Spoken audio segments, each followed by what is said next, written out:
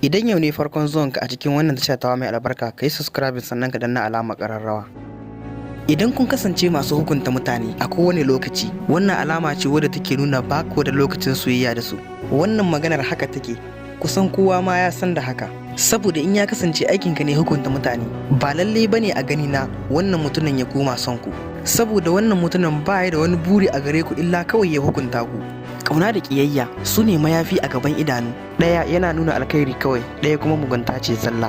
Amma fa ku sani, babban tarihin jigon rayuwa shine fa gwagwarmaya da wahala. Saboda haka rayuwar ɗan adam tana tattare da ƙalubale mai yawan gaske. Kada ka damu da waɗanda za su ƙi ka ko kuma za su hantare ka. Dalili shine ɗan adam ba a halicce shi ba don kowa ya so shi, kuma ba a halicce shi ba don kowa ya ƙi shi. Kai dai kawai ka fuskanci rayuwa.